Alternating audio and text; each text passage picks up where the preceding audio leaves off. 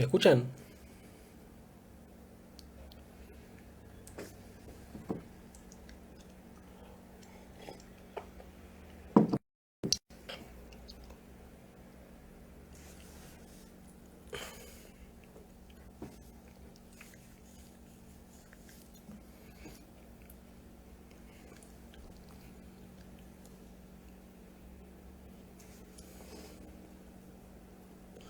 Bien, voy a esperar 2 minutos y empezamos.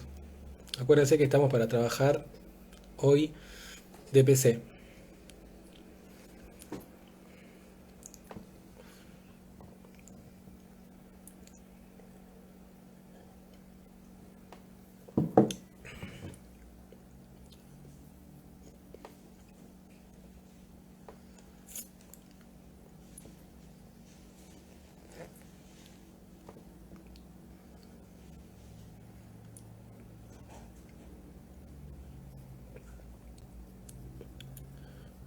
No va a quedar grabado, pero voy a pasar un resumen. Van a tener un resumen. Estamos para DPCA, pero también va a servir para DPCB.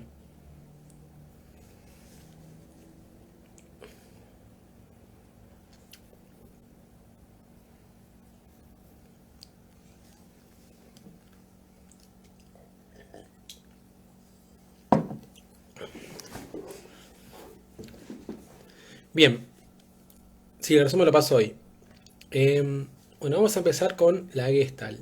Yo voy a ir comentando algunas de las cosas más importantes sobre la Gestalt, Piaget y las ciencias cognitivas, intentando dar cuenta de lo que les piden a ustedes en el segundo trabajo integrador. Básicamente les piden que hablen de la estructura mental, sus mecanismos y funcionamientos, de la concepción de sujeto, de qué valor le aporta cada disciplina a la experiencia y el estatuto de lo biológico. Les decía, respecto de la Gestalt, respecto de Piaget y respecto de las ciencias cognitivas. Si vamos a empezar con la Gestalt, vamos a comentar lo más importante, porque ustedes para poder responder estas consignas tienen que haber leído previamente lo pertinente de cada una de las disciplinas. Respecto de la Gestalt, lo que nos interesa a nosotros es que surge en Alemania, más que nada en el siglo XX, 1921, con los tres fundadores, con quienes son reconocidos como los tres fundadores de la Gestalt, Wertheimer, Kohler y Kafka, ¿sí? Y la psicología de la Gestalt aparece como una reacción al elementalismo asociacionista, ¿sí? Si quieren, si alguien quiere anotarlo en el chat, pongan, así lo dejo ahí bien visible porque es algo que se va a entender en un ratito, ¿sí? La Gestalt aparece como una reacción al elementalismo asociacionista. Y nos interesa dar cuenta de eso porque va a servir para abordar la cuestión de la estructura mental, ¿sí? Al menos cómo la concibe la Gestalt, ¿sí? Entonces, retengan eso, que aparece la Gestalt, aparece la psicología de la Gestalt como una reacción al elementalismo asociacionista de, por ejemplo, Wundt, ¿sí? Y además aparece como una alternativa al conductismo, ¿sí? ¿Por qué? Porque los psicólogos alemanes cuando explota la Segunda Guerra Mundial huyen de Alemania, perseguidos por los nazis, eh, huyen de Alemania, perseguidos por los nazis, y van a Estados Unidos. Entonces en Estados Unidos se encuentran con los conductistas, ¿sí?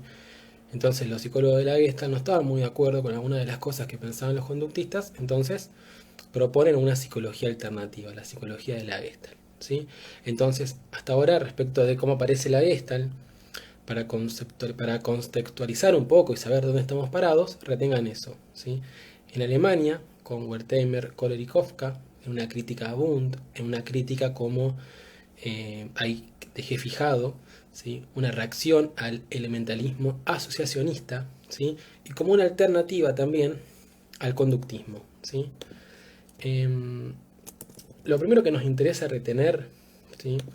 De la Gestalt es una afirmación que ustedes ya habrán escuchado, de la cual ustedes ya habrán escuchado hablar, que dice que el todo es más que la suma de las partes, ¿sí? Por ejemplo, si yo toco una melodía, ¿sí?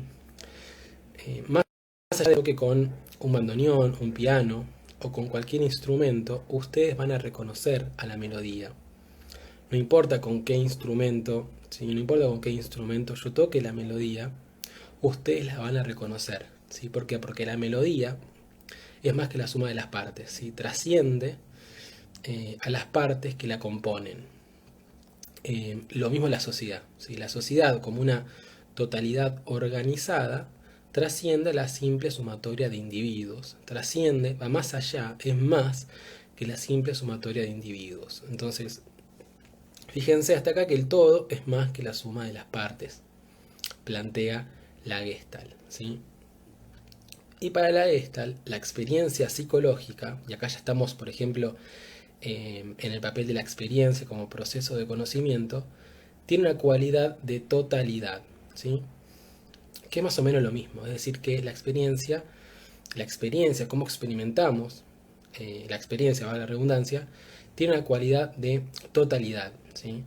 Y acá es donde vamos a abordar la cuestión de esta reacción, ahí lo dejé fijado, al elementalismo asociacionista, ¿sí? ¿Qué pensaba Wundt? ¿Sí? ¿Qué buscaba Wundt? Wundt, recuerdan, el objeto de estudio de la psicología de Wundt tenía que ver con la conciencia, su percepción inmediata. Él quería reducir la conciencia a sus elementos, ¿sí? Porque pensaban que era la asociación de elementos los que definían la experiencia, ¿sí? Wundt era un elementalista asociacionista porque pensaba que era la asociación de elementos los que definían a la experiencia. En cambio, la Gestalt, ¿sí? Como reacción al elementalismo asociacionista, va a sostener la noción de totalidad, ¿sí? Para ellos es la estructura global la que determina las partes componentes, ¿sí? Piensen, por ejemplo, en una persona que le gusta determinado sabor de helado y otra a la que no, ¿sí? Los elementos siguen siendo los mismos, ¿sí? Por ejemplo, si yo pido un cuarto de helado con 3 sabores, esto es un ejemplo que da el texto, o sea, no se me ocurre a mí, ¿sí? Si yo pido un cuarto de helado con 3 sabores, a una persona quizás le gusta mucho y a otra no. Los elementos siguen siendo lo mismo, pero la organización estructural global de esa persona va a determinar que el helado le guste o no le guste, ¿sí? Eh, entonces, desde la perspectiva de la Gestalt, toda producción de conducta, todo proceso psicológico es una totalidad organizada, ¿sí? Tiene un significado, te diría la Gestalt, que es molar, no molecular, ¿sí? Wundt, la psicología de Wundt, si querés, era molecular. Quería buscar las moléculas, los elementos, porque pensaba que eran los elementos los que definían, por ejemplo, nuestra conducta. Era la asociación de elementos. La Gestalt, como reacción al elementalismo asociacionista, va a decir que no, que en realidad la conducta, la percepción, es el resultado de una organización global, de una organización que no es molecular, sino que es molar, que funciona como una totalidad, ¿sí? La cuestión de lo molar, a ver, molar, no se confundan con eso, ¿sí? Molar es lo contrario a molecular. Lo molecular nos remite a los elementos, a las moléculas. Lo molar es lo que es más amplio, la totalidad, ¿sí? La Gestalt, entonces, la psicología de la Gestalt no es molecular, como lo puede ser la de Wundt, ¿sí? No es molecular como puede ser la de Wundt, sino que es molar, piensa en totalidades, ¿sí? Eh, entonces, esa es la reacción al elementalismo asociacionista. Y fíjate, ¿sí? Fíjense que esto que acabamos de trabajar puede servir para explicar, por ejemplo, la cuestión de la estructura mental, el funcionamiento y los mecanismos de la estructura mental. Porque fíjese que para la Gestalt la estructura mental funciona como una totalidad organizada, ¿sí? Entonces, es pertinente hablar de esta reacción al elementalismo asociacionista, ¿sí? En la medida en que permite dar cuenta de esta cuestión de la estructura mental, como para la Gestalt funciona como una totalidad organizada. Que a ver, a ustedes la cátedra, ¿sí? La cátedra en el trabajo les pide que encuentren la estructura mental, la concepción de sujeto, el valor que le otorga la experiencia y el estatuto de lo biológico en la Gestalt, en Piaget y en las ciencias cognitivas. No es tan fácil encontrar eso, o sea, no hay un texto, ¿sí? No hay un texto en el programa donde ustedes van a encontrar, no sé, la estructura mental es 2 puntos, la concepción de sujeto es 2 puntos, la experiencia es 2 puntos. Es en realidad ustedes tienen que leer los textos e intentar ubicar lo que leen en estas 4 categorías que propone la cátedra. Es más también un juego de interpretación, por eso todo lo que acá por ejemplo me preguntan si eso de lo molar, de la totalidad organizada, entra en la experiencia y en la estructura mental. Eso depende del abordaje que haga uno. Podría ser que sí, o sea, según lo entiendo yo,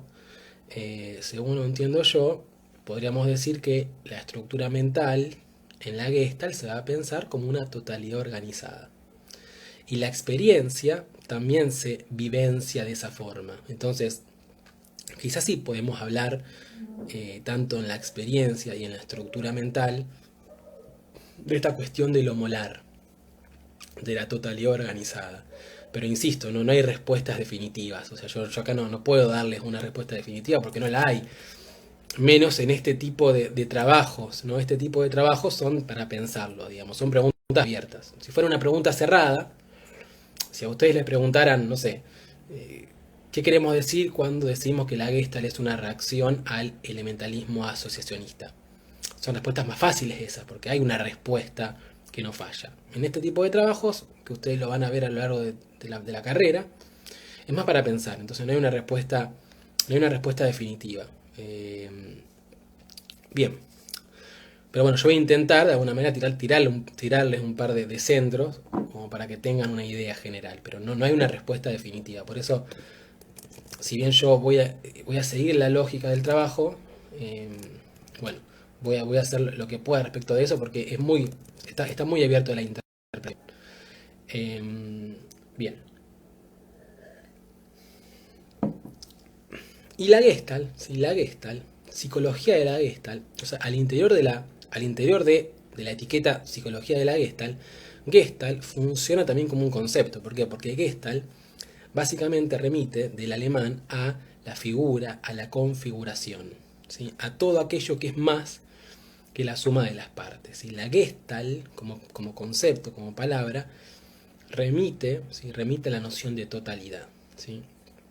Y a la Gestalt, al menos a sus 3 fundadores, a Wertheimer, Kohler y Kafka, una de las cosas que les interesaba estudiar era lo que tenía que ver con la percepción, ¿sí? Los principios que organizan al campo, al campo perceptivo, ¿sí?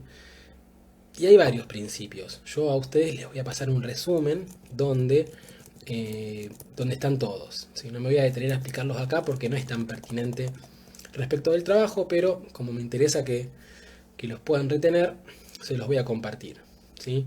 Eh, por ejemplo, una de las leyes o uno de los principios de la percepción es la ley de cierre, ¿sí? Que la ley de cierre tiene que ver con la tendencia a percibir formas completas, ¿sí? Incluso cuando los datos perceptuales sean incompletos, ¿sí? Si ustedes tienen la oportunidad ahora de ir a Google y poner en imágenes ley de cierre, les van a aparecer un montón de figuras que no están cerradas y sin embargo ustedes de alguna manera las van a cerrar, su propia percepción las va a cerrar, ¿sí?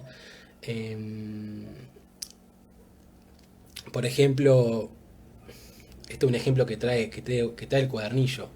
Piensen que están escuchando una canción en la radio, una canción que conocen, y la están tarareando, y de repente se corta la señal, la radio deja de funcionar, ustedes en su cabeza quizás siguen cantando esa canción, o sigue sonando esa canción en la cabeza de ustedes. Bueno, porque hay una tendencia a cerrar las cosas, a cerrar los estímulos, incluso aunque los datos perceptuales sean incompletos, ¿sí?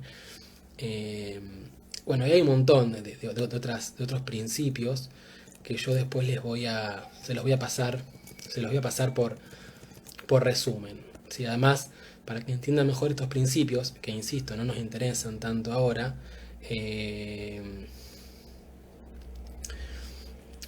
voy a pasar imágenes también, ¿sí? Y ahora vamos a ver la cuestión del sujeto, por eso no se preocupen, ¿sí? Y sí, yo tengo grupos de WhatsApp donde comparto resúmenes. Últimamente me los pueden pedir cuando termine la clase y se los paso, ¿sí? Eh, pero bueno, quería destacar eso, ¿no? Eh, cómo la Gestalt, ¿sí? Cómo la Gestalt se preocupa por la percepción, ¿sí? Por los principios que organizan al campo perceptivo. Y uno de esos principios es la ley de cierre. También tenemos la ley de la pregnancia o de la buena forma, la ley de proximidad, la ley de figura-fondo. Un montón de leyes que, no se preocupen, yo se las voy a pasar en resumen para que las lean y las puedan entender mejor con fotos, ¿sí? Porque hay fotitos que le permiten a ustedes entender mejor cómo funcionan estas leyes. Y no son tan importantes respecto a este trabajo, por eso no se preocupen, ¿sí? Pero bueno, o sí es importante, fíjense cómo se abre mucho la interpretación, porque a ver, a ustedes les preguntan por la estructura mental, por el funcionamiento o los mecanismos de la estructura mental. Entonces yo recién les hablaba de la ley de cierre, así que como ponen ahí en el chat, tiene que ver con la tendencia a percibir formas completas, ¿sí? Incluso cuando los datos perceptuales son incompletos. Entonces, la ley de cierre, se me ocurre ahora, podría catalogarse como uno de los modos de funcionamiento o uno de los mecanismos de la estructura mental. Como nuestra estructura mental para la Gestalt, en razón de la percepción, tiende a cerrar las cosas, tiende a percibir formas completas. Entonces la ley de cierre podría ser un modo de funcionamiento o un mecanismo. En palabras de la Gestalt, la ley de cierre sería uno de los principios que organizan a la percepción, ¿sí? Pero esto es algo que se me ocurre recién, por eso es un trabajo para pensarlo, para armarlo uno, quiero decir. No hay respuestas, no hay una respuesta... no hay una respuesta definitiva en ese sentido, ¿sí? Y bueno, les decía, hay un montón de otras leyes que ustedes pueden seguir trabajando y que yo les voy a compartir en resumen, ¿sí? También me interesaba señalar otro concepto, que es el concepto de isomorfismo, ¿sí? ¿Qué quiere decir el isomorfismo? Que hay cierta identidad, hay cierta correspondencia, ¿sí? Cierta correspondencia entre la experiencia consciente, o sea, entre ver una forma cerrada, cuando vemos una imagen, o sea, cuando el texto menciona el concepto de experiencia consciente, quiere decir lo que experimentamos día a día, ¿no? Lo que yo experimento cuando veo una imagen, por ejemplo. El isomorfismo, el concepto de isomorfismo viene a decir que hay una analogía, una identidad estructural entre la experiencia consciente y ciertos procesos fisiológicos que subyacen a esa experiencia consciente. Entonces dice, si conocemos las leyes que organizan la experiencia, vamos a conocer al mismo tiempo las leyes que rigen al cerebro, ¿sí? Sé que no es fácil, quizá cuando lean el resumen lo van a entender mejor, ¿no? Pero básicamente el isomorfismo viene a dar cuenta de eso. Hay una identidad, hay cierta equivalencia entre lo que yo experimento en el mundo y los procesos fisiológicos que se ocultan detrás. Entonces, si yo conozco las leyes que organizan la experiencia, cómo conozco el mundo, voy a poder dar cuenta de cómo funciona el cerebro. Entonces, eso podría tener que ver con, no sé, el papel de la experiencia en el proceso de conocimiento, o, no sé, el estatuto de lo biológico. Pero después lo voy a retomar, ¿sí? Dame un momento, a ver. Claro, el isomorfismo sería lo que ponen ahí. Hay una identidad estructural entre las leyes que organizan la experiencia y, más precisamente, si bien no está mal decir leyes cerebrales, más precisamente los procesos fisiológicos subyacentes a ella, ¿sí? Entonces podríamos dar cuenta de los procesos fisiológicos, de la biología, a partir de la experiencia, por así decir, de entender las leyes que organizan a la experiencia consciente. Eso podría quizás ubicarse en el papel de la experiencia o en el estatuto de lo biológico, en tanto estamos hablando de biología y también de experiencias, pero después lo voy a retomar, ¿sí? Después, y acá sí creo que podemos hablar de papel de la experiencia en el proceso de conocimiento, la cuestión del campo psicofísico, ¿sí? Y los textos tampoco dicen mucho sobre esto, pero básicamente lo que dice la Gestalt es que la experiencia consciente, la percepción que tenemos de la realidad, se inscribe en lo que denominan un campo psicofísico, ¿sí? Y el campo psicofísico tendría que ver con cómo en este campo mental hay una interacción constante entre los elementos, ¿sí? Entonces, ¿qué me interesa destacar? ¿Qué me interesa destacar del campo psicofísico? Que fíjate que no se reduce, ¿sí? No se reduce la experiencia a algo mecánico, ¿sí? El conductismo reducía la experiencia a algo mecánico, al modelo estímulo-respuesta. Hay un estímulo, viene una respuesta. La Gestalt no reduce la experiencia, fíjense esto, ¿no? La Gestalt no reduce la experiencia a algo mecánico, ¿sí? La Gestalt no reduce la experiencia a algo mecánico, sino que a partir del concepto de campo psicofísico tenemos que la experiencia, que los procesos de conocimiento tienen que ver con una interacción entre las partes, una distribución de fuerzas. Sería más complejo que cómo lo plantea el conductismo en ese sentido. Entonces, esto que yo acabo de mencionar me parece que puede ser pertinente de cara a pensar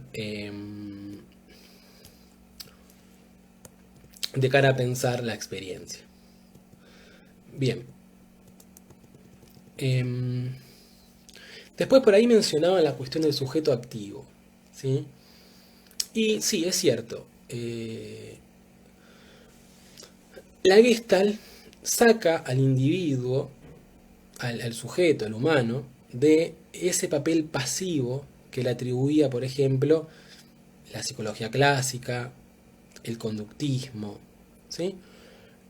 Y le otorga al sujeto, la Gestalt, un papel activo en cada uno de sus procesos de conocimiento. Entonces, si hablamos de la concepción de sujeto, en la Gestalt sí tenemos un sujeto activo, ¿sí?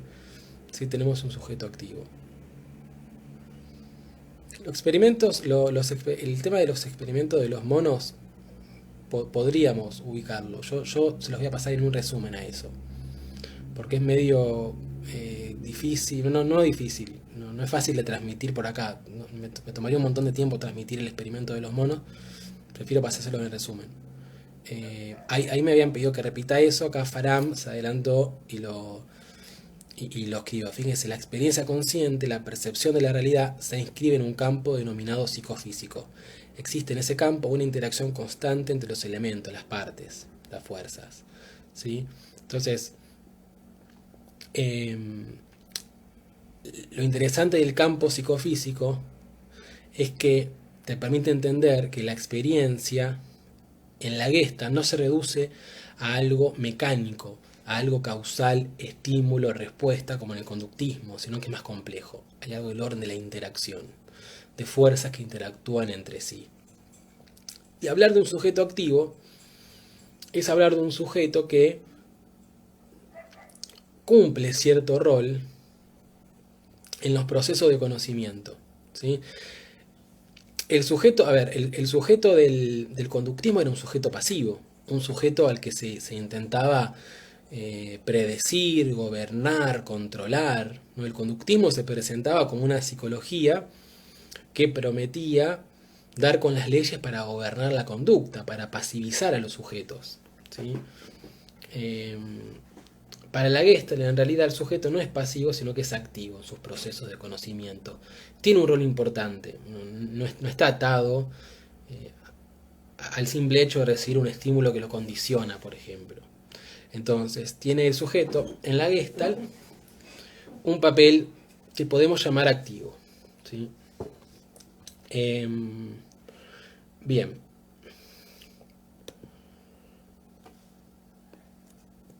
Bueno, y respecto también del sujeto, como la Gestalt, al menos en su comienzo, se limitaba a estudiar las percepciones como algo inmediato, ¿sí? Las percepciones se consideraban inmediatas. Entonces muchos psicólogos de la Gestalt, al estudiar las percepciones, no tenían en cuenta la historia del sujeto, ¿no? No todos, pero sí algunos. Entonces, respecto de la concepción sobre el sujeto, me interesa destacar más que nada la cuestión de lo activo, pero también esto de cómo se deja un poco de lado su historia, ¿sí? Eh, bien. Y respecto del estatuto de lo biológico, la Gestalt, a diferencia de los conductistas, reconocen que los sustratos biológicos ejercen sobre el aprendizaje mucha más influencia de la que se creía, ¿sí? Entonces, aceptan que el sustrato biológico tiene algo que ver en los aprendizajes. Y yo porque acá me lo preguntan, ¿sí? No hay un texto, ¿sí? No hay un texto que se titule, por ejemplo, La concepción de sujeto en la Gestalt o El estatuto de lo biológico en Piaget. No hay un texto que te dé de manual esas respuestas, ¿sí? Sino que ustedes tienen que leer los textos y rastrear estas cosas, ¿sí?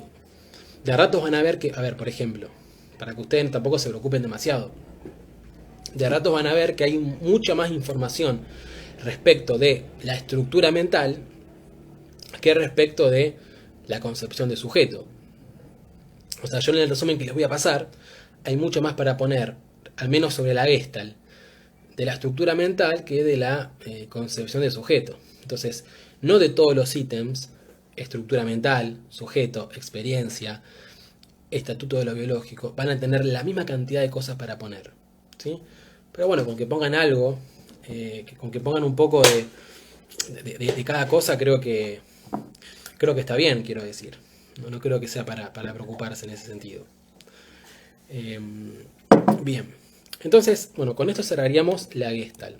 Ahora me interesaba pasar a Piaget. Y yo les decía que si bien este encuentro es para DPCA, les puede servir para DPCB, ¿sí? ¿Por qué? Porque ustedes en los parciales de DPC o en los finales de DPCB, quiero decir, van a tener que hablar de estas cosas, ¿sí? Por ejemplo, bueno, hasta ahora todos los encuentros que yo hice fueron para DPCA. Hablamos de Watson, hablamos de Wundt, pero en esos encuentros que tuvimos sobre Watson, que tuvimos sobre Wundt, servían para DPCB, porque en DPCB les piden que definan qué es el condicionamiento clásico de Wundt. Les piden que hablen del conductismo de Watson o del conductismo operante, del condicionamiento operante de Skinner.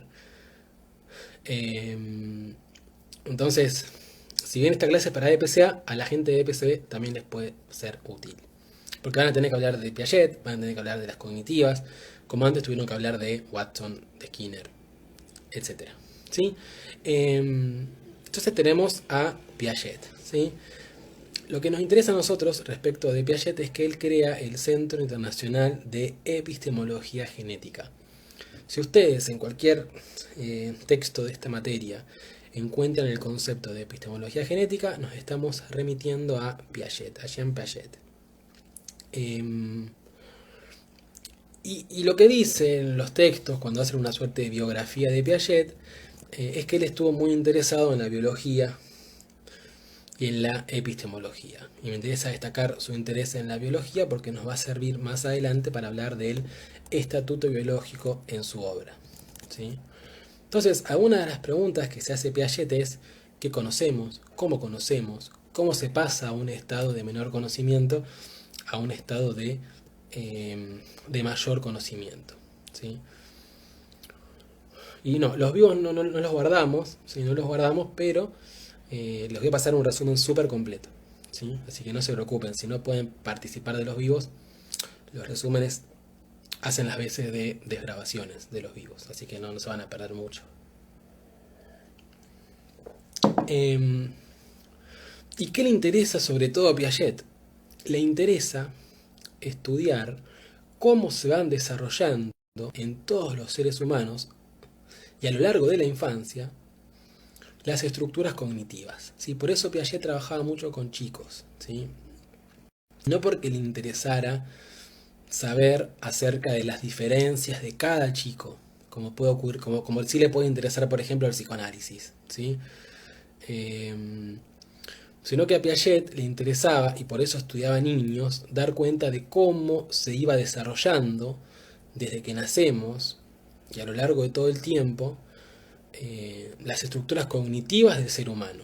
Entonces tenía que estudiar niños porque eran los niños donde esos desarrollos se hacían más evidentes, ¿sí? Entonces, si nos preguntamos por el objeto de estudio de Piaget, el objeto de estudio de Piaget tiene que ver con las estructuras cognitivas, ¿sí? Eh, Ese es el objeto de estudio de la psicología genética o de la psicogenética, dar cuenta de la estructura cognitiva.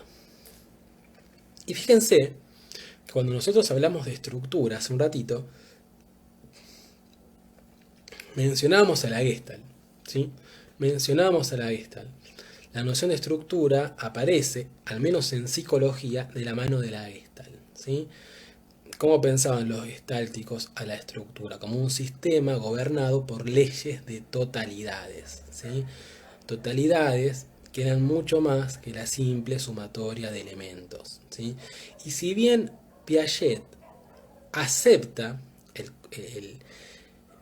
la concepción de la estructura que propone la Gestalt, que les critica, ¿sí? Que los gestálticos hablen de leyes invariables e independientes del desarrollo evolutivo, ¿sí? Fíjense, estamos en el apartado, ¿sí? Estamos en el apartado de las estructuras mentales. Estamos en el apartado de las estructuras mentales, si ustedes quieren. También les piden que ustedes establezcan algunas diferencias y algunas similitudes. Entonces, respecto de la Gestalt y de Piaget, una similitud es que ambos hablan de estructuras, ¿sí? De leyes de totalidades. Y si bien es cierto que esa es una similitud, tanto para la Gestalt como para Piaget, hay ahí algunas diferencias, ¿sí? ¿Cuál es la diferencia respecto de la estructura mental en la Gestalt y en Piaget?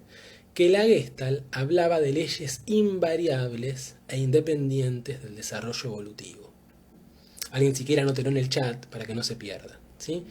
La Gestalt hablaba de leyes invariables e independientes del desarrollo evolutivo.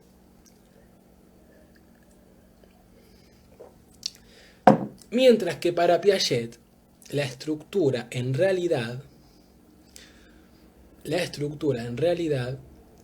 tiene mucho que ver con el desarrollo evolutivo y representa un equilibrio móvil, ¿sí?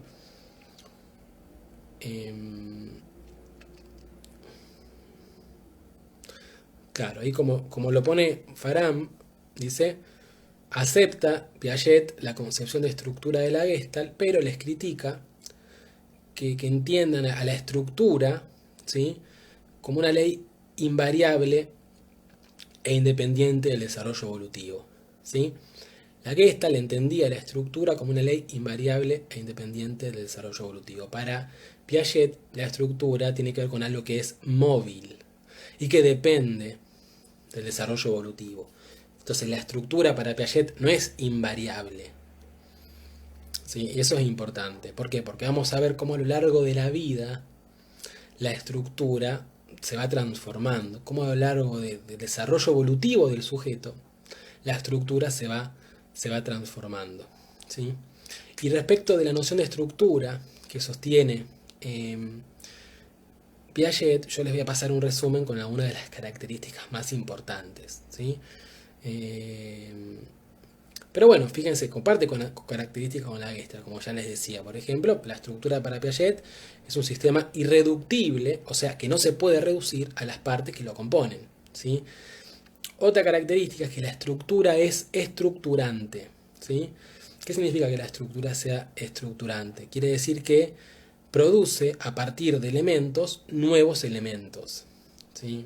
Y está armada, y acá me interesa detenerme, está armada a partir de transformaciones. Y hay más características que las van a encontrar en el resumen. ¿Sí? Entonces, fíjense que nosotros estamos hablando en Piaget de la estructura, pero sigue siendo algo que se nos presenta como demasiado abstracto. O sea, yo le hablo de estructuras, pero ¿dónde están las estructuras? ¿Qué es realmente una estructura? ¿Sí? ¿Qué es realmente una estructura, quiero decir? Piensen, por ejemplo, en que tenemos varios nenes de diferentes edades frente a 10 palitos arriba de una mesa. ¿Sí? Tenemos varios chicos de diferentes edades frente a 10 palitos que están sobre una mesa. Hay un nene que tiene 2 años, otro que tiene 5, otro que tiene 9. Y yo les pido a cada uno de ellos que hagan una seriación. ¿Sí? Cuando digo seriación, quiero decir, les pido que ordenen los palitos del más cortito al más largo. Algunos de los chicos, los más chiquititos, los que tengan 2 años, nos van a decir que todos los palitos son iguales. Otros van a buscar el palito más grande y lo van a comparar con otros. Quiero decir, otros van a buscar todos los palitos y los van a empezar a comparar hasta ver cuál es el más grande. Y otros simplemente van a poder mirar los palitos y decir el más grande es ese. Entonces fíjense que cada chico intenta resolver, si quieren, este ejercicio de seriación de diferentes maneras. Algunos no perciben que los palitos son diferentes en tamaño. Otros descubren cuál es el más grande a partir de compararlos entre sí. Y otros pueden ver cuál es el más grande sin comparar nada, directamente. Los más chiquitos son los que no saben distinguir cuál es más grande. Los del medio son los que pueden comparar y ver cuál es el más grande. Y los más grandes, los chicos más grandes, son los que pueden ver por fin cuál es el palito más grande, más largo. Entonces, en esa manera en cómo los niños se enfrentan a la seriación, vemos la estructura mental, ¿no? Entonces fíjense que una estructura psicológica para Piaget tiene que ver con la organización intelectual que preside y dirige la formación de, por ejemplo, una seriación. ¿Sí? Tal cual, como dice August, sus esquemas, estas estructuras evolucionaron. Por eso algunos, los más chiquitos, no ven que en realidad hay palitos más largos. Otros tienen que compararlos y otros pueden simplemente señalarlos y decir, ese es el más largo. ¿Por qué? Porque sus esquemas, sus estructuras han evolucionado y en esa seriación, en cómo resuelve cada edad la seriación, vemos la estructura mental de las que yo le hablaba recién. Entonces, esto es algo que al explicarlo parece abstracto, parece un simple concepto teórico, pero que en la práctica es bien visible. ¿Sí? En la práctica es bien visible. Entonces podemos definir así a la estructura, al menos a la estructura psicológica, como la organización de la actividad intelectual que preside y dirige la formación de, por ejemplo, una seriación. Y fíjense cómo a medida que pasan los años, las estructuras se van transformando, ¿sí? Entonces la estructura, a diferencia de lo que pensaba la Gestalt, no es estática, sino que es móvil. Y sí depende del desarrollo evolutivo. Por eso la estructura cambia cuando el niño se desarrolla, cuando el niño crece. Bien.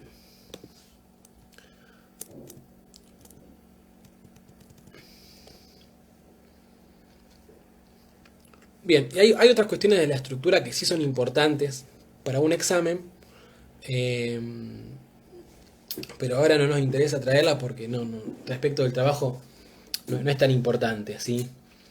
Simplemente quiero destacar respecto de la estructura mental en Piaget, es que las nuevas formas, los nuevos esquemas, las nuevas estructuras tienden a ser más estables que las anteriores, ¿sí? Y que el desarrollo humano en sus diferentes niveles se caracteriza por ir desde un equilibrio que es rígido e inestable a formas que son móviles y estables, ¿sí? Eso también tiene que ver con la estructura mental, ¿sí? Con la estructura mental, ¿sí? Con el funcionamiento, con la organización de, de la estructura mental en Piaget, ¿sí? Bien. Y después, si queremos hablar del sujeto, algo interesante es cómo el sujeto constantemente en Piaget realiza intercambios con su medio. Intenta adaptarse a su medio. Por eso la inteligencia tiene, por lo menos en Piaget, una función que es adaptativa. Tiene una función que es adaptativa a la inteligencia, ¿sí? Y la adaptación consta de dos procesos, la asimilación y la acomodación. Y otra vez, la cuestión de la asimilación y de la acomodación tienen que ver con la estructura mental. Entonces fíjense cómo es muy difícil, cuando ustedes hagan el trabajo, no les va a ser fácil tomar, no les va a resultar fácil, por ejemplo, poner un subtítulo que diga estructura mental, un subtítulo que diga concepción de sujeto, un subtítulo que diga experiencia, que diga estatuto de lo biológico. ¿Por qué? Porque todas las cosas se relacionan entre sí. Entonces me parece, por supuesto ustedes tienen que hacer el trabajo como quieran, que les conviene intentar estas 4 categorías que trae la cátedra y de las que ellos quieren que ustedes den cuenta. Les parece que puede ser más potable que intente relacionarlas, que no intenten dar con respuestas demasiado encorsetadas. No intenten hablar de la estructura mental, de la concepción de sujeto, de la experiencia, de lo biológico. Porque de rato se vuelve muy difícil. Fíjense, yo a ustedes les hablaba de que el sujeto está en constante intercambio con el medio. Entonces, en Piaget, digamos, está en constante intercambio con el medio. Y decir que está en constante intercambio con el medio me lleva a decir que en él la inteligencia tiene la función de ser adaptativa, de lograr que se adapte a su medio. Y respecto de la adaptación aparece la asimilación y la acomodación. Y la asimilación y la acomodación, al menos como lo entiendo yo, tiene que ver con la estructura mental. Porque las estructuras mentales se van asimilando y acomodando al medio. Y ahí lo adelanta Oriana. Fíjense, ¿no? El trabajo pide que sea un texto como continuo, ¿no? Entonces, claro, les va a ser muy difícil, ya la propia cátedra no se los permite, ¿no? Ya la propia cátedra no se los permite. E incluso aunque lo permitiera, sería difícil que ustedes encorseten las respuestas, porque ningún texto les va a dar las respuestas de una, sino que ustedes tienen que elaborarlas. Entonces tenemos que la adaptación reúne dos conceptos, ¿sí? Dos procesos, dos mecanismos si quieren. La asimilación y la acomodación, ¿sí? La asimilación básicamente tiene que ver con el sujeto en tanto opera sobre su medio y lo incorpora al medio a sus esquemas de conducta. ¿Sí? Por ejemplo, piensen en un sonajero. ¿Sí? Piensen en un sonajero. ¿El sonajero para qué está hecho? Para que el niño se distraiga haciéndolo sonar. ¿Sí? Ahora, ¿qué pasa? El bebé, por ejemplo, los esquemas de acción del bebé pasan en esa edad por el chupeteo. Entonces, ¿qué va a hacer el bebé con el sonajero? Además de hacerlo sonar, lo va a chupar. ¿Sí? El sonajero no está hecho para ser chupado. ¿Sí? El sonajero está hecho para hacerlo sonar. Y sin embargo, el bebé lo chupa. Cuando el bebé chupa el sonajero, lo que está haciendo es incorporar ese objeto a sus esquemas de conducta, asimilar ese objeto a sus esquemas de conducta. Uno de los mecanismos de la adaptación tiene que ver con la asimilación. Entonces, si ustedes quieren una definición de manual, la asimilación tiene que ver con el sujeto que opera sobre el medio e incorpora ese medio a sus esquemas de conducta. Como por ejemplo el bebé que chupa un sonajero y lo vuelve algo chupable, ¿no? Entonces, si bien eso creo que podría incluirse en la estructura mental, en el funcionamiento de la estructura mental, porque las estructuras van adquiriendo ese equilibrio del que habla Piaget a través de procesos de asimilación y acomodación, si bien pienso que se podría poner esto en la estructura mental, quizá también se podría poner en la concepción de sujeto. ¿Sí? Son asimilación y acomodación son dos momentos, ¿sí? Dos momentos de la adaptación. Dos momentos, yo dije mecanismos antes, ¿no? Pero el texto creo que dice momentos. Esa es la asimilación. Después tenemos la acomodación, que la acomodación no remite a las acciones del sujeto sobre el medio, sino que remite a las acciones del medio sobre el sujeto. Es lo contrario, ¿sí? A la asimilación. Entonces, ¿qué implica la acomodación? Que los esquemas preexistentes del sujeto poco a poco se van a ir transformando para acomodarse a su medio. El niño va a aprender que el piano es para tocar, para hacer música, no para chuparlo, por ejemplo. Entonces, asimilación y acomodación son los dos momentos de la adaptación. Y también nos interesa de Piaget, porque esto tiene mucho que ver con la estructura mental, los estadios del desarrollo intelectual. ¿Sí? Los estadios del desarrollo intelectual. Cómo la construcción de las estructuras van desarrollando un orden que es secuencial. Acá no importa tanto la edad, ¿sí? Porque los diferentes estadios del desarrollo intelectual pueden aparecer más temprano o más tarde, según por ejemplo factores biológicos, factores culturales. No importa tanto la edad, pero sí es cierto que siempre hay un orden secuencial que se respeta. ¿Qué quiere decir eso? Que siempre va a aparecer primero la inteligencia sensoriomotriz, que solo después va a aparecer la inteligencia representativa, que más tarde va a aparecer la inteligencia concreta y a lo último la inteligencia formal. Ese orden secuencial se respeta siempre. Nunca la inteligencia formal va a estar antes que la concreta, por ejemplo. Entonces, si bien las edades pueden variar según el medio, según factores biológicos, culturales, el orden secuencial siempre se respeta. El orden secuencial de las estructuras, de cómo se construyen las diferentes estructuras a través de los estadios de desarrollo intelectual. Entonces, los estadios de desarrollo intelectual creo que tienen que ver con la estructura mental, con el funcionamiento y los mecanismos de la estructura mental. ¿Cuáles son los estadios del desarrollo intelectual? Se los mencioné recién. La inteligencia sensoriomotriz, la inteligencia representativa y la inteligencia operatoria, que se descompone en la concreta y en la formal. ¿Sí? Es muy importante la cuestión de los estadios del desarrollo.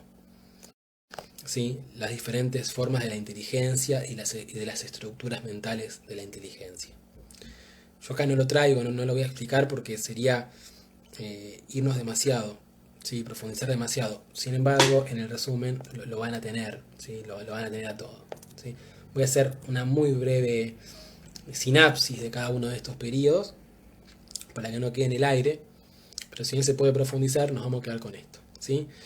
El periodo de la inteligencia sensoriomotriz tiene como eje a la acción, ¿sí? El punto de partida del conocimiento es la acción, ¿sí? Entonces fíjense, acá esto también nos sirve para hablar de la experiencia, ¿sí? También nos sirve para hablar de la experiencia como proceso de conocimiento, porque tenemos 4 periodos del desarrollo de la inteligencia. El primero es el de la inteligencia sensoriomotriz. Sensoriomotriz, lo motriz remite a la acción y consecuentemente al cuerpo, ¿sí? En el periodo de la inteligencia sensoriomotriz tenemos como eje a la acción, ¿sí? Y en Piaget la acción constituye el punto de partida del conocimiento. El ser humano conoce el mundo al comienzo con acciones. ¿Qué acciones concretamente? Las que resultan de los reflejos arcaicos, ¿sí? Cuando ustedes estudian en tercer año neuro, van a ver que primero el niño tiene reflejos arcaicos. Por ejemplo, si ustedes a un bebé le ponen un dedito en la mano se va a cerrar automáticamente.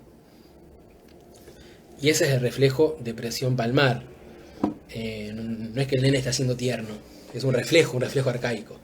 El niño conoce el mundo, conoce el dedo de ustedes a través de la acción. La experiencia en ese sentido es importante. Y el papel de la experiencia en el proceso del conocimiento inicia en Piaget a través de la acción, ¿sí? Conoce el mundo a través de la acción. A partir de agarrar cosas, de sacar cosas, de desplazar cosas.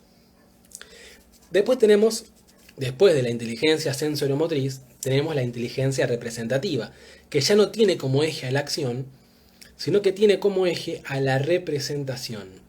Tiene como eje a la representación. Y acá es donde aparecen las primeras abstracciones, la capacidad de, por ejemplo, evocar cosas que no están presentes, ¿sí? Entonces fíjense que a partir de la inteligencia representativa, la acción pasa de ser puramente perceptiva y motriz a reconstruirse a través de la representación. ¿Cómo? Con el desarrollo del lenguaje.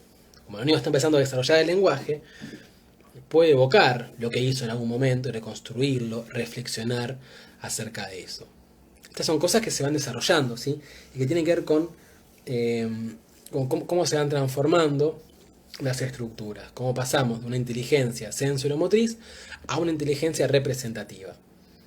Y finalmente tenemos la inteligencia operatoria que se descompone en la concreta y la formal, ¿sí? La inteligencia concreta, que se desarrolla más o menos a partir de los 7 años, tiene que ver con que el niño, para operar sobre los objetos, en esta edad necesita tenerlos presentes, ¿sí? Si yo le pregunto a un niño de entre 3 mujeres cuál tiene el pelo más largo, el niño necesita tener a estas 3 mujeres enfrente para decir cuál tiene el pelo más largo. Es una inteligencia concreta, necesita de la presencia concreta de los objetos. En cambio, la inteligencia formal, que se desarrolla recién más o menos a los 12 años, la inteligencia formal ya puede prescindir de estos objetos. Yo puedo simplemente traer el problema de quién tiene pelo más largo verbalmente. Puedo mencionar a las 3 mujeres, decir, no sé, María tiene el pelo más largo que Clara, Marta lo tiene más corto que María. ¿Quién tiene el pelo más largo? ¿Sí? Fíjense lo que yo acabo de decir, ¿no? Ya, o sea, me olvidé los nombres que utilicé, pero yo digo, no sé, María tiene el pelo más largo que Clara, ¿sí? Y Marta lo tiene más corto que María. ¿Quién tiene el pelo más largo? Bueno, un niño en su periodo de la inteligencia concreta no puede responder esa pregunta, porque necesita que María, Clara y Marta estén. Por eso es una inteligencia concreta. La inteligencia formal le va a permitir al niño resolver este problema y decir cuál tiene el pelo más largo. Entonces fíjense que esto es importante respecto de la estructura mental, de la concepción del sujeto, cómo va en sus estructuras evolucionando, cómo es importante la evolución, ¿sí? Cómo va el sujeto construyendo sus propias estructuras, ¿sí? Em, por eso, en Piaget, el sujeto, ¿sí? Es un sujeto epistémico, ¿sí? La concepción de sujeto en Piaget es un sujeto epistémico, es un sujeto que construye sus conocimientos, es también un sujeto activo, que está constantemente intercambiando con el medio, el sujeto. Bien, ya hablé entonces, bueno, mencioné también que la experiencia tiene un fuerte papel en el desarrollo de las estructuras. Eh, bien, y que el orgánico tiene cierta importancia, el estatuto biológico, quiero decir. La inteligencia formal se desarrolla hacia los 12 años, más o menos. Pero les decía que no importa tanto la edad, porque puede ser que la inteligencia formal en algún niño se desarrolle antes y en otro después. O sea, si el niño creció en un contexto que lo empobrecía cognitivamente, no sé, no fue a la escuela, ¿no? Si el niño no fue a la escuela, esa inteligencia va a tardar más quizá en aparecer, ¿sí?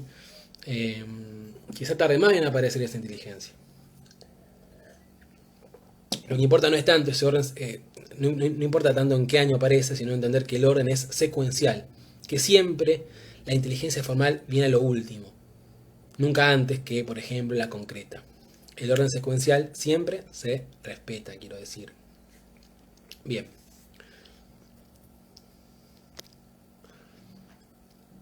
Bien. Y respecto del estatuto biológico, que aquí me estaban preguntando,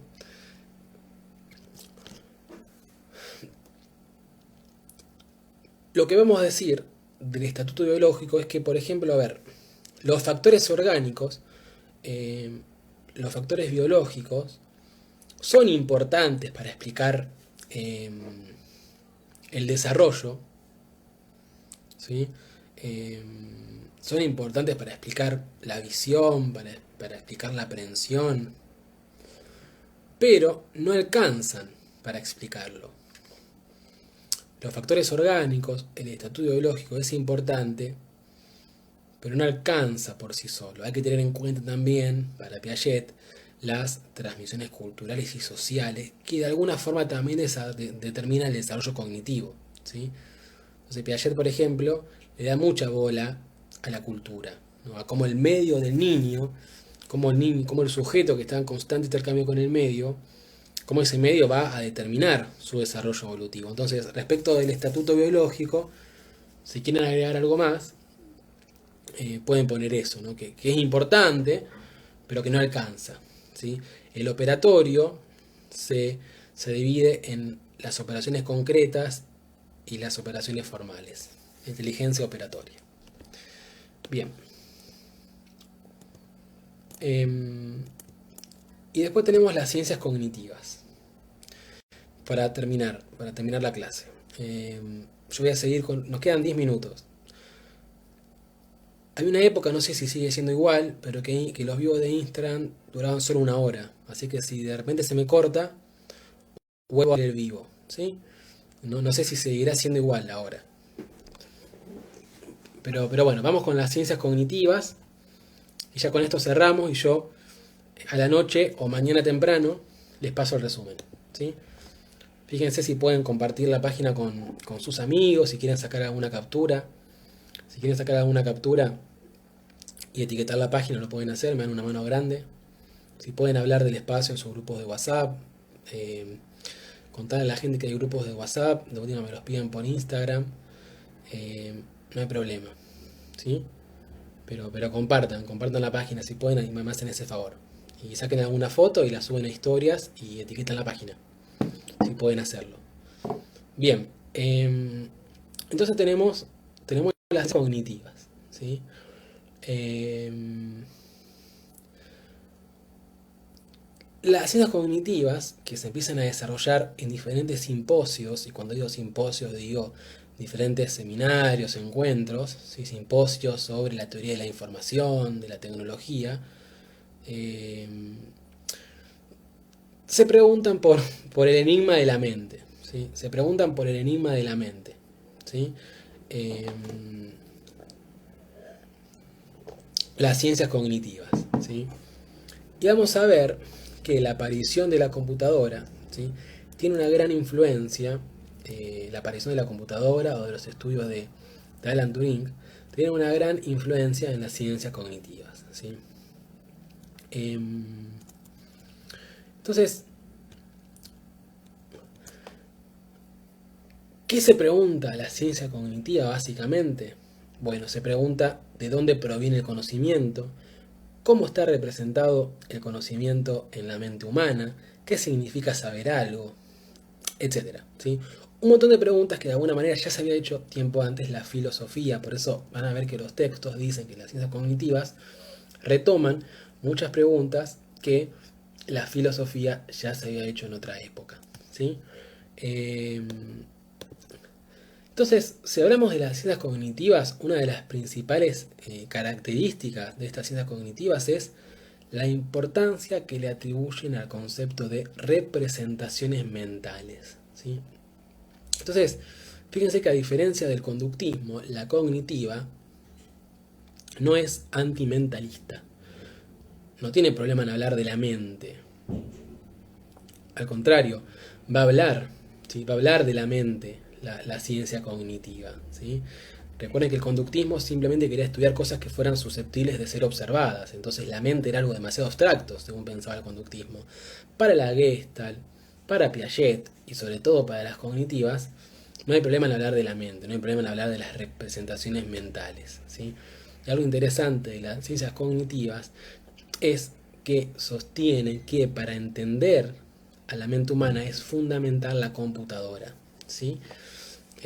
¿Por qué? Porque las ciencias cognitivas se desarrollan hacia mediados del siglo XX, cuando las computadoras recién estaban empezando a aparecer, donde era el auge de la computadora. No como las conocemos ahora, pero sí se estaban empezando a desarrollar. Entonces fue tal el boom de la computadora que se empezó a creer que ella, la computadora, era indispensable para estudiar la mente humana, ¿sí? Y me interesa destacar esa cuestión de la computadora porque vamos a ver qué importancia tiene para la concepción de sujeto y también de la estructura mental, ¿sí? Otra característica importante de las ciencias cognitivas es que asumen, ¿sí? Asumen que es muy importante el medio cultural, pero dice, complejiza demasiado las cosas su estudio, entonces no le dan pelota, como que no lo estudian. No es que lo desprecien como por ejemplo lo hacía el conductismo, ¿sí? No es que lo desprecien como lo hacía el conductismo, pero lo dejan de lado, ¿sí? Entonces, yo les dije la importancia que tenía la importancia que tenía la computadora para abordar la mente según las ciencias cognitivas. Es acá donde me interesa traer un concepto que es el de IA fuerte, ¿sí? Cuando digo IA me refiero a inteligencia artificial, ¿sí? El concepto de IA fuerte, ¿sí? ¿Qué es la IA fuerte? Tiene que ver con la tendencia a afirmar, a sostener que el cerebro humano es equivalente a un hardware y que la mente es igual a un software, ¿sí? A ver, yo no sé mucho de computadoras, ¿no? Pero el hardware sería como el sistema físico y el software sería como el sistema, si querés. Entonces, el cerebro sería el hardware y la mente un software, ¿sí? Por eso esa es la idea fuerte, ¿no? Asimilar nuestro cerebro a una computadora, ¿sí? Entonces fíjense la concepción del sujeto o la concepción de la estructura mental, ¿sí? Entonces, las computadoras y sus programas eh, serían igual al cerebro y la mente, ¿sí? El cerebro sería la computadora, la mente sería el programa. Eso sostiene la IA fuerte, mientras que la IA débil dice, eh, La mente no es igual a una computadora, a un programa, pero la computadora sí es importante para estudiar la mente. O sea, las dos IAs, tanto la fuerte como la débil, le dan importancia a la computadora. La diferencia es que la IA fuerte afirma que el cerebro es igual a una computadora, mientras que la débil dice no, no es igual, pero sí es importante. Eh, bien. Después, respecto de la estructura mental, se habla de la retroalimentación, de la importancia que tiene la cibernética, el concepto de información. Esto de retroalimentación, de información, de cibernética es muy importante, se los voy a pasar en el resumen. ¿Sí? Respecto de la estructura mental y también respecto de lo que se denomina la unidad TOTE, que son TOTE, tiene que ver con siglas en inglés que dan cuenta de evaluación, operación, evaluación, salida. ¿Sí? Eh, Otra vez, no reducimos el proceso el procesamiento de la información al simple estímulo y respuesta, sino que hay toda una evaluación que implica una operación y una evaluación que implica una salida. Es más complejo otra vez, a eso remite la unidad TOTE. Entonces, retroalimentación, información, ¿sí? Eh, unidad TOTE, TOTE, son importantes para hablar de la estructura mental según la entiende la Gestalt. ¿Sí? Eh, y, insisto, con la estructura mental, el planteo epistemológico que habla de la teoría computacional de la mente o el funcionalismo computacional. ¿No? ¿Qué es el funcionalismo computacional? Otra vez, la tendencia a asimilar el cerebro con una computadora y la mente con un programa. ¿Sí? El cerebro aparece como un hardware y la mente como un software. ¿Sí? Eh, Ese es el modelo computacional. Diferente a la postura biologicista de Searle. ¿Sí? Se escribe Searle. Eh, entonces, fíjense que respecto de las cognitivas, hay mucho para decir respecto de la estructura mental. ¿Qué podemos decir, por ejemplo, respecto del estatuto de lo biológico? Bueno, para el modelo computacional, eh, no importa tanto el cuerpo. ¿Por qué? Porque si la mente es un software, puede aparecerse en un cuerpo biológico o en cualquier otro lugar. ¿Sí? Como importa, como importan solamente los procesos abstractos de información, el cuerpo y lo biológico son rezagados. ¿Sí? Porque si la mente es un software y el cerebro un hardware, a ese software que es la mente lo podemos poner en otro hardware que no sea el cuerpo. Entonces, respecto del estatuto biológico, para las ciencias cognitivas, o al menos para los que sostienen el modelo computacional, porque a ver, no todos los cognitivos van a estar de acuerdo, ¿sí? Eh, no todos los cognitivos van a estar de acuerdo. Yo acá me estoy refiriendo, porque la consigna remite a ellos, me estoy refiriendo a los cognitivos del modelo computacional o del funcionalismo que asimilan el cerebro a una computadora. Para los cognitivos del modelo computacional, como el cerebro es una computadora y la mente un software, la mente puede aparecer en cualquier otro hardware que no sea el cuerpo. Entonces el estatuto biológico es medio rezagado, digamos. ¿Sí? Entonces, eso respecto de las cognitivas. Yo les hablé de las cognitivas sobre la estructura mental, el estatuto de lo biológico. Después de la cognitiva, si queremos hablar del sujeto, también es un sujeto activo. Y respecto de la experiencia, yo mucho no encontré. Así que no quiero hablar al pedo sobre eso por las dudas, ¿viste? Así que bueno, yo después les voy a pasar el resumen. Esta noche o mañana les paso el resumen. Cualquier duda que tengan, lo vamos charlando. ¿Sí? Recuerden por favor compartir el espacio con sus compañeros. Espero que, bueno, que estos encuentros y resúmenes que les estoy compartiendo les vengan sirviendo. Y bueno, gracias por sumarse hoy al vivo. Así que bueno, quedamos en contacto y seguimos hablando, bueno, para ver cómo continuamos con el resto de las materias. Pronto voy a empezar con las clases particulares de psicología, de la materia psicología. Así que si les interesa sumarse a las clases de psicología, de la materia psicología, a las clases particulares, dejen un mensaje para el parcial de psicología. Bien, bueno, después les paso el resumen, les mando un abrazo.